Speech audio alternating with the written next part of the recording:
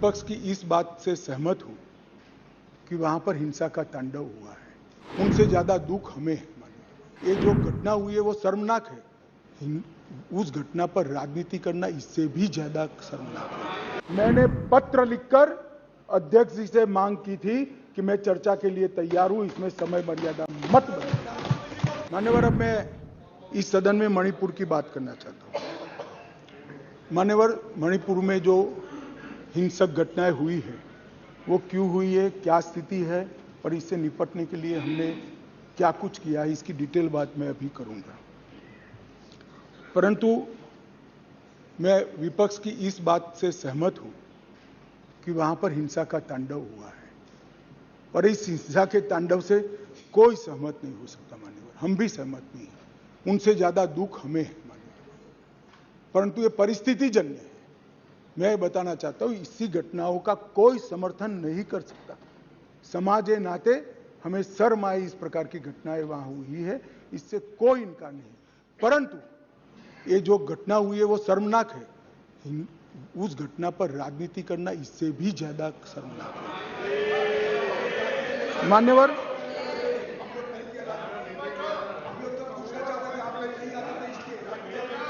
मैं बताता हूं।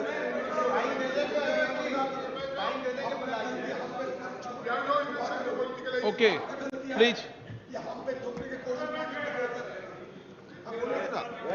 ये गलती आपकी है। अरे यार, आपके टाइम में बोलना पड़ेगा। मेरे टाइम में सारे इल्जाम, प्लीज गलती आपकी है। हम तो सवाल पूछने वाला है और आप हमारे ऊपर दोबारा इल्जाम थोपने की कोशिश कर रहे हैं। सियासत तो आप कर रहे हैं, हम कहां सियासत किए। प्रधानमंत्री गए नहीं, प्रधानमंत्री जी की उपस्थिति।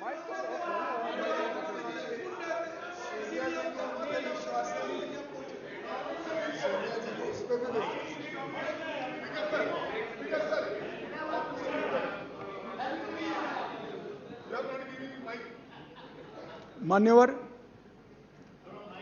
एक भ्रांति देश भर की जनता के सामने फैलाई गई है कि यह सरकार मणिपुर पर चर्चा के लिए तैयार नहीं है। मैं आज भरे सदन के अंदर आपके माध्यम से सदन को बताना चाहता हूं कि सदन आहूत भी नहीं हुआ था। मैंने पत्र लिखकर अध्यक्ष जी से मांग की थी कि मैं चर्चा के लिए तैयार हूं, इसमें समय मर्यादा मत बनाइए। प्लीज बैठो बैठो बैठो प्लीज प्लीज प्लीज प्लीज। मान्यवर, मैं डे 1 से चर्चा के लिए तैयार था, मगर वो चर्चा नहीं चाहते, उनको विरोध करना था। और मैं कहना चाहता हूं, मेरी चर्चा से संतुष्ट न होते तो फिर कहते प्रधानमंत्री करे, प्रधानमंत्री विचार भी करते। मगर आप सदन में चर्चा ही न होने दो, मणिपुर जैसे महत्वपूर्ण मुद्दे पर गृह मंत्री को अपना पक्ष न रखने दे। किस प्रकार की डेमोक्रेटिक व्यवस्था चाहते हैं माननीय? और क्या आप सोचते हो कि शोर शराबा कर आप मुझे चुप कर दोगे? आप चुप नहीं कर सकते हो। 130 करोड़ की जनता ने हमें चुनकर यहां भेजा है, हमें सुनना पड़ेगा। आप चुप नहीं कर सकते हो।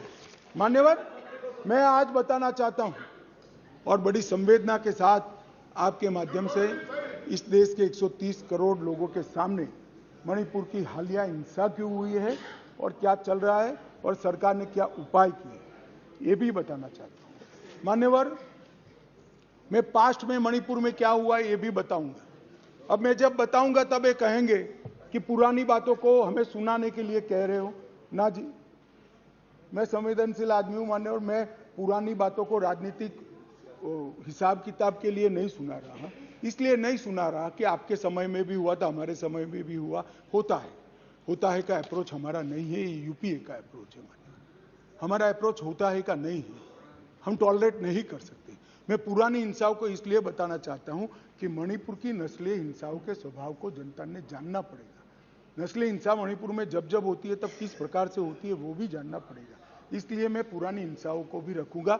आपके मन में ये भ्रांति न हो, ये सवाल ना आए कि पुराना क्यों बता रहे। मान्यवर, 6 साल से करीब 6.5 साल से मणिपुर में भारतीय जनता पार्टी की सरकार है।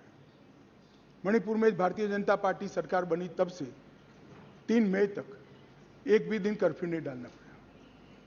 मैं मेरी बात आग्रह के साथ कहना चाहता हूं। मणिपुर में भारतीय जनता पार्टी की सरकार के 6 साल पूरे हुए। 6 साल में मणिपुर में एक भी दिन कर्फ्यू नहीं डालना पड़ा। मणिपुर के अंदर एक भी दिन बंद नहीं रहा। मणिपुर के अंदर एक भी दिन ब्लॉकेड नहीं हुआ और उग्रवादी हिंसा लगभग समाप्त हो गई। ये 6 साल का भारतीय जनता पार्टी के शासन का इतिहास था।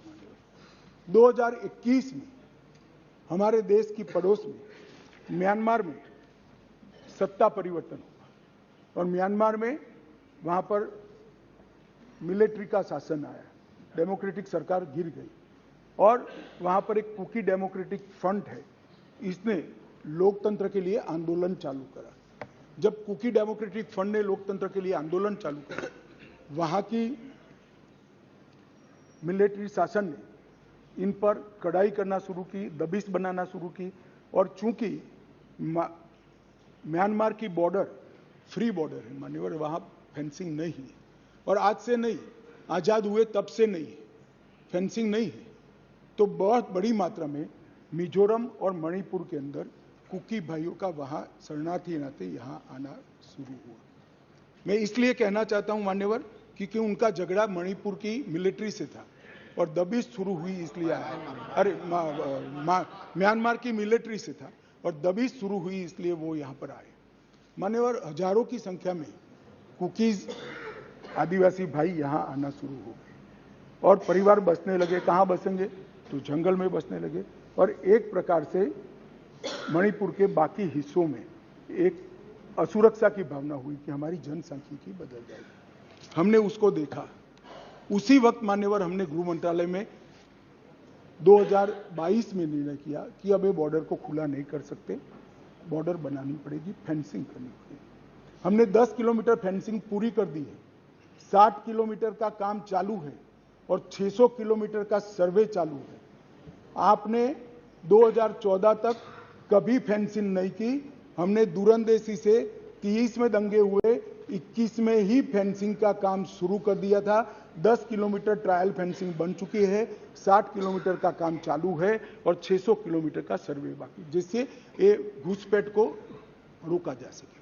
फिर एक अनरेस्ट खड़ा होने लगा क्योंकि वहां जनसांख्यिकी बहुत निर्णायक होती है मान्यवर। घाटी में कुकी भाई रहते हैं, पहाड़ पर ट्राइबल भाई रहते हैं, तो उनके घाटी में मतई रहते हैं और पहाड़ पर कुकी और नागा ट्राइबल भाई रहते हैं। तो एक जनसांख्यिकी के बदलाव का बड़ा दबाव रहता है कि हमारी संख्या, हम अल्पमत में आ जाएंगे। तो इसके लिए हमने लगभग जनवरी महीने से हमने वहां पर जितने भी शरणार्थी आए थे उनको एक परिचय पत्रक देने की शुरुआत की। उनका थंब इंप्रेशन लिया, आई इंप्रेशन लिया और थंब इंप्रेशन और आई इंप्रेशन को वोटर लिस्ट और आधार कार्ड के नेगेटिव लिस्ट में डालने का काम किया। ऐसा नहीं है मान्यवर कि यहाँ गृह मंत्रालय के कंट्रोल रूम में कोई आंख मूंद कर हुआ।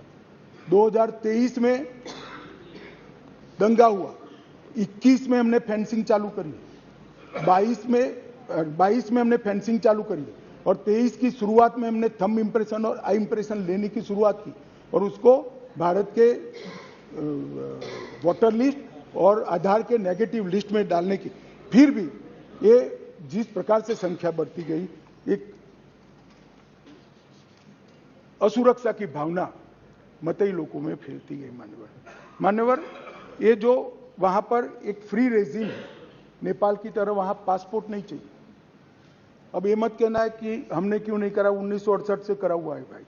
1968 से एक समझौता है भारत और ब्रह्मदेश की सरकारों के बीच में कि बॉर्डर के 40 किलोमीटर से जो अंदर आएगा या यहां से 40 किलोमीटर से आ जाए उसको पासपोर्ट नहीं चाहिए। ये समझौता है, किसी को रोकना भी असंभव था। और इतने हजारों किलोमीटर की बॉर्डर में बाढ़ भी नहीं लगी थी, फेंसिंग भी नहीं थी, तो संख्या बढ़ती गई और असुरक्षा बढ़ती गई। इतने में एक अफवाह फैल गई 29 तारीख अप्रैल को कि 58 ये वसाहतें जो थी शरणार्थियों की, उसको गांव घोषित कर दिया गया। अब गांव घोषित करने की अफवाह से ही घाटी में बहुत बड़ा अनरेस्ट शुरू हुआ मान्यवर, और वो अनरेस्ट को भी हमने माइक वाली जीपे चलाई, बताया गया कि भाई कोई गांव घोषित नहीं हुआ है, मगर अफवाहें जब फैलती है तब फैलती है अविश्वास का वातावरण। और घोषित जंगल गांव घोषित किया, जंगल गांव घोषित कर, जो वसायतें थी उसको, तो उनको लगा परमानेंट अब यही बस जाएंगे, तो एक अनरेस्ट खड़ा हुआ। उसके बाद में आग में तेल डालने का काम हाईकोर्ट मणिपुर के अप्रैल महीने में आए हुए एक फैसले ने कहा, जिसने सालों से पड़ी हुई एक लंबित पिटीशन को अचानक चलाया। अचानक चलाकर ना भारत सरकार के ट्राइबल आयोग को शपथ पत्र लिया, ना भारत सरकार के ट्राइबल डिपार्टमेंट का लिया, ना भारत सरकार के गृह मंत्रालय का लिया, ना मणिपुर सरकार का लिया, और अचानक ही कह दिया कि 29 अप्रैल के पहले इस मतई जाति को ट्राइबल घोषित कर दी गई। इससे पहाड़ पर बहुत बड़ा अनरेस्ट हुआ, ट्राइबलों में बड़ा अनरेस्ट हुआ कि अब मतई ट्राइबल बन जाएंगे तो हमारी नौकरियों में स्पर्धा का भाव होता है, और स्वाभाविक है एक कोई कानूनी प्रक्रिया के बगैर एक ऑर्डर कर दिया गया, जिसके कारण ऊपर भी, नीचे ऑलरेडी अनरेस्ट चालू था, ऊपर भी अनरेस्ट हुआ, और 3 तारीख को एक रैली के अंदर एक क्लैश हो गया माने, और क्लैश होने के बाद दंगे चालू हुए जो अब तक अशांत परिस्थिति को बनाए हुए।